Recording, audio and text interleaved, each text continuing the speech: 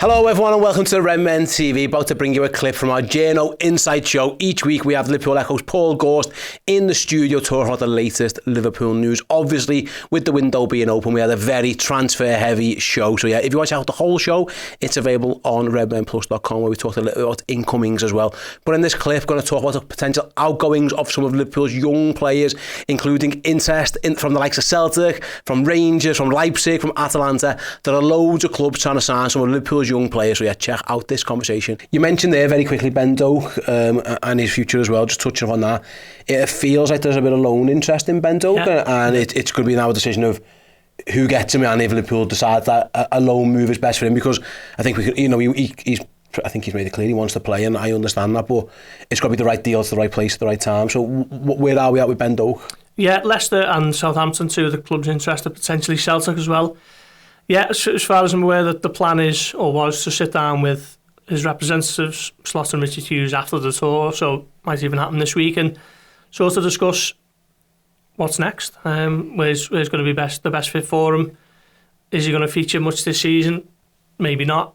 Might be best for him to get a loan, really shake off those injury issues and have a good uninterrupted season, and I guess it's just a case of where that is, what's the best fit for him. So yeah, bigger conversations to be had, but I still think Liverpool see a real asset there for the long term, and if they can work on one or two things on the pitch every week at a really good level, then we'll start to see those improvements that are needed, and we'll see what happens. But yeah, Liverpool have used the loan system really well, haven't they, in recent years, with the likes of Tyler Morton and Harvey Elliott in particular. I think Harvey Elliott was one of the outstanding young players in the Championship that season. I think it was only Michael Elise who beat him to the Young Championship Player of the Year that season. So, yeah, I think Liverpool might see a similar pathway there, and talks will happen. And I guess potentially even this week now at the back of the AXA. Absolutely, and sticking on the theme of young players, then Bobby Clark. So Liverpool rejected a £6 million bid, I think I'm right in saying, from Salzburg. So yeah. Pep Lijnders a guy who knows Bobby Clark really, really well. I think I can say this now because Pep doesn't need no more. We spent some time with Pep at the end of last season, and off record he was raving about Bobby Clark. Like he thinks he's the absolute business. So maybe no surprise that they come in for him. There was some reporting out there that Liverpool would want at least 12 million, Paul, but then maybe there's a chance of a loan as well. Again, it feels like Bobby wants to play somewhere and play regularly. But I was quite surprised that number come out of £12 million. Like, I'm surprised Liverpool were even entertaining the fact that they might sell Bobby Clark. It just feels like, why would you, when you could clearly loan the player out? What's the rush? That was my thinking on this one. Yeah, I mean, I don't think Liverpool are actively looking to sell Bobby Clark. I think that valuation has come from perhaps conversations where Liverpool, people at Liverpool are sort of saying, well, it's probably less than half of his valuation. So, if there was a figure, it would be north of that. But a player who's got loads of interest, Celtic and Rangers are in the mix. Obviously, Salzburg have had the bid rejected.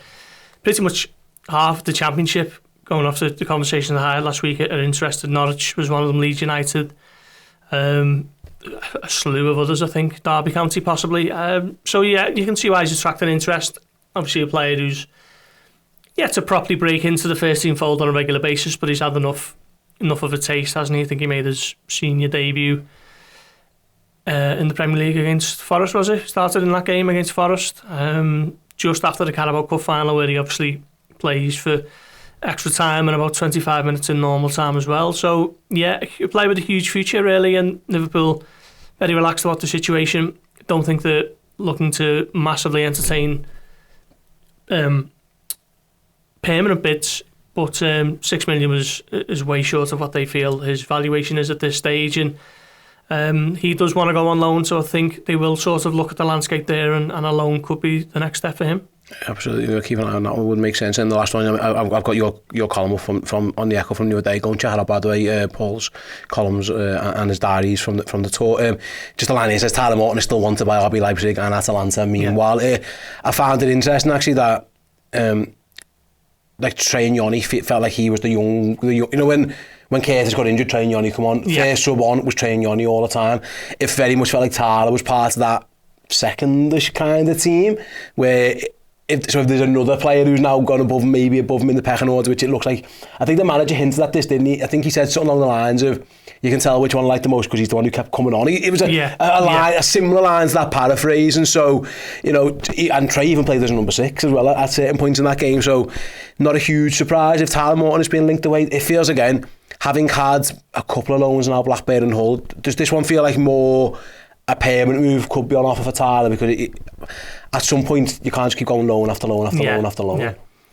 Yeah, I mean, I think with Naomi, he's what, 2 or 3 years younger than Tyler Morton, and I think there's probably more to learn from putting him in there than a player who's had plenty of experience in the Championship with Hull and Blackburn. I think that's probably fair. I think Liverpool's midfield is a congested area at the best of times, and there's talk that we're going to come on to of further arrivals in that area. So, yeah, loads of interest in Morton, just like there is with Clark, but I suspect Morton's might be a little bit more along the lines of entertaining permanent offers, permanent bids. They're 2 good teams, by the way. Leipzig and Atalanta.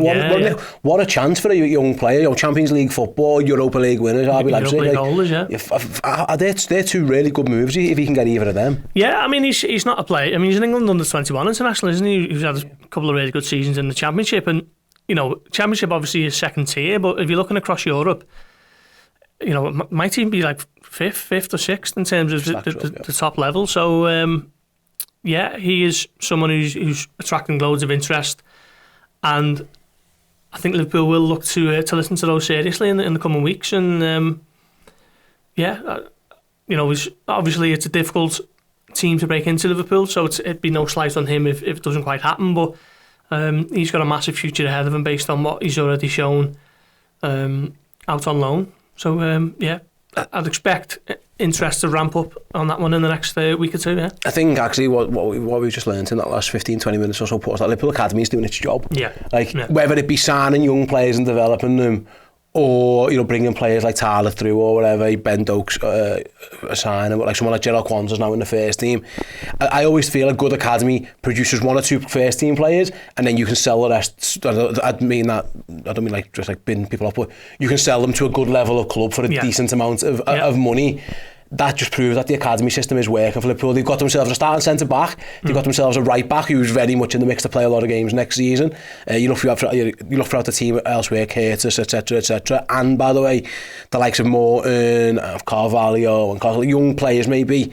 It feels like Liverpool's recruitment of young players and their development of young players is going well, because these are, none of these, with all due respect, I've sat here in the past, whether it would be with yourself or with Neil, and there'd be players going to League 2 or to the conference, or going out on loan to the 3rd division in Austria. Like, these are all going to Rangers, Celtic, Leipzig, Atalanta, Southampton, Leicester. These are good teams who want Liverpool's young players. Yeah, I mean, in an ideal world, you've got an academy that's producing a Trent every year, but expectations are always realistic, and if you can't, then what you do is you set players up to have careers elsewhere and move on and bring in money for the football club. It's not, the academy isn't a charity, it's got to sustain itself, and I guess conversations in other areas of the club, when funds are needed and when investment is needed, I guess situations like a Tyler Morton, say if you sell Tyler Morton now next week for 15 million, I guess those conversations help, because it shows that you're producing players who are helping the club, bringing revenue into the club, and also as well, like you say, Gerald Kwanzaa, what a sort of rise has been for him. Absolutely sensational over the last 12 months. That is the sort of development that you want in the academy.